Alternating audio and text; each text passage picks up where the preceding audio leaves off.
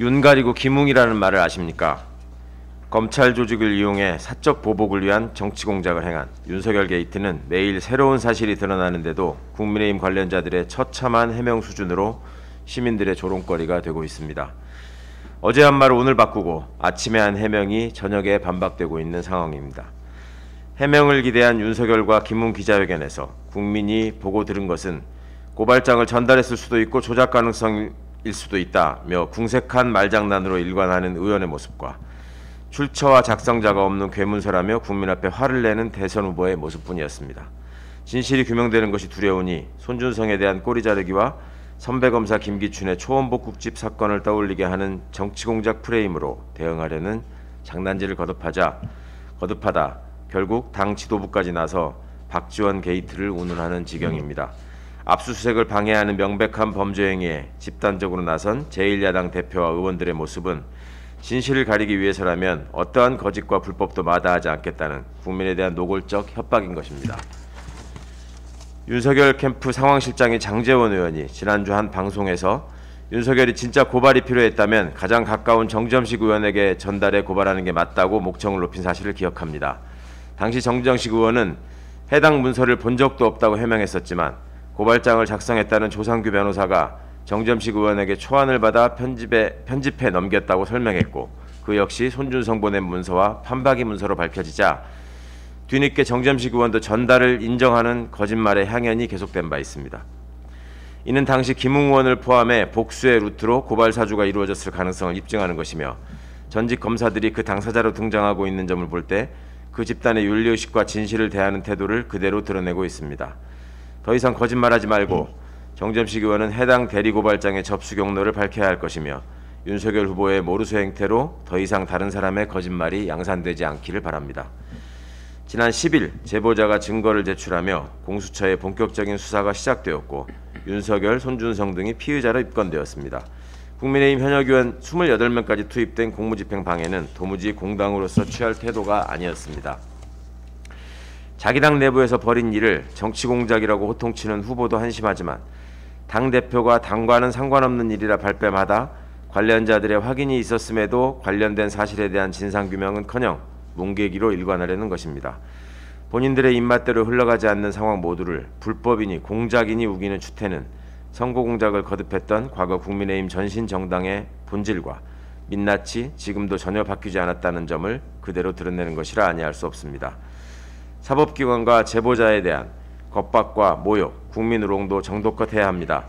당사자 및 관련자 모두 조사를 통해 신속히 밝혀달라더니 압수수색 방해로도 모자라 공수처장 등을 고발하며 겁박하는 행태는 진정 수준 낮은 부조리극에 해당합니다.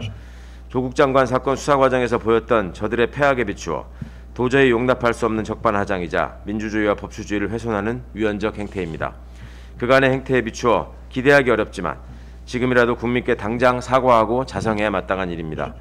그간 윤석열과 국민의힘이 보인 태도는 무작정 부인하다 증거가 나오면 나몰라라 하고 설득력 없는 주장을 반복하다 메신저를 공격하더니 아무런 맥락 없이 그저 정치공작이라고 얼굴 붉히며 악을 쓰는 수준에 그치고 있습니다. 언필칭 국민을 개돼지로 하는 게 아니라면 도무지 있을 수 없는 일입니다. 차곡차곡 쌓은 거짓으로 결국 엄중한 심판을 받을 것입니다. 지금이라도 정신 차리기를 권합니다. 국민의힘은 책임 있는 위치에 있는 당대표나 의혹을 받고 있는 당사자들 누구도 지난 일주일간 어떠한 사실관계의 표명도 하지 않았습니다. 국기문란이자 제2의 국정농단 사태로 보이는 심각한 상황에서 국민의 60%가량이 국정조사가 필요한 사안이라고 답한 점을 보면 국민의힘이 말할 수 있는 거짓은 이제 많지 않아 보입니다. 윤석열을 제외한 나머지 후보들이 단 한 톨이라도 민주주의를 생각하고 있다면 단호하게 진실을 밝히라 요구해야 마땅할 것입니다. 검찰총장직을 맡긴 임명권자를 배신한 것도 모자라 자신의 이익을 위해서나 위험을 회피하기 위해서라면 언제든 측근과 후배를 내치는 배신자의 말로는 비참할 것입니다. 배신을 거듭하는 깡패가 목정을 높일수록 그 불안함의 크기만 확인될 뿐이며 문제의 근원인 검찰의 조직 문화와 집중된 권력의 문제를 근본적으로 해결해야 한다는 점을 웅변할 뿐입니다. 반드시 검찰개혁 입법을 마무리하겠다는 다짐을 새로이 합니다. 고맙습니다. 정부는 소상공 자영업자 지원을 위한 특단의 대책에 나서야 합니다. 지난 일주일 사이 여수 치킨집 사장님이 유서를 써놓고 생을 마감했고 또 거주하던 원룸을 빼 직원들 급여를 정산해준 마포 호프집 사장님이 숨진 채 발견됐습니다.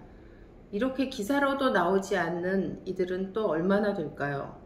2년 가까이 이어지고 있는 코로나 팬데믹을 우리는 잘 버텨내고 있습니다. 최근 1일 확진자 2,000명을 넘나들고 있지만 비슷한 조건의 다른 나라에 비해서도 비교적 안정적으로 관리되고 있는 편입니다. 그러나 이는 결코 정부 노력의 결과만이라 할 수 없습니다. 전 국민의 협조와 특히 장기적인 방역 지침을 지켜주고 있는 소상공인들의 고통을 감내한 덕분입니다. 지난 2차 추경에서 소상공인 손실보상은 1조 원이 확보되었고 정부는 올 4분기와 내년 1분기 보상액 예산으로 1조 8천억을 책정했습니다. 그러나 한국은행에 따르면 자영업자들의 은행 대출금은 코로나 팬데믹이 본격화된 1년 6개월 동안 67조 원이 급증했습니다. 직전 동기보다 84% 늘어난 것입니다. 이는 코로나19 장기화로 인한 영업 부진과 매출 급감, 인건비, 임대료 등 고정비 지출에 따른 부담이 커졌기 때문입니다. 정부는 부채 상환에 2조, 캐시백에 7천억 원을 투입하고 있습니다. 일하다 죽어가는 노동자가 가장 많은 50인 이하 사업장을 유예한 중대재해처벌법과 방역 지침을 지키다 목숨을 끊는 소상공 자영업자 지원 보상액을 쥐꼬리만큼 책정하고 있는 것은 너무나도 닮은 꼴입니다. 지난 2차 추경의 소상공인 지원액은 그들의 고통에 비해 지나치게 과소하게 책정되었습니다. 이번 결산 심의 과정에서 성과도 없는 R&D에 10년도 넘게 기간을 연장하며 5천억이 넘는 예산을 투입해왔음을 확인한 바 있습니다. 정부는 이렇게 잘못 집행되고 있는 예산을 찾아내 코로나 지원으로 돌려야 합니다. 또한 부채 상환용 2조 원의 용도 변경을 국회에 긴급 추경안으로 제출해야 합니다. 이것이 국민 세금을 제대로 쓰는 것입니다. 극한에 몰려 생을 마감하려는 국민을 살리는 일보다 더 중요한 게 무엇입니까? 김건희 논문 검증 불가 결론 낸 국민대는 부끄럽지도 않습니까? 국민대는 논란이 된 김건희 씨 논문에 대해 시효를 규정한 국민대 연구윤리 규정 부칙을 근거로 연구윤리 조사 불가 결정을 내렸습니다. 2012년 이전 논문에는 5년 시효를 둔다는 것입니다.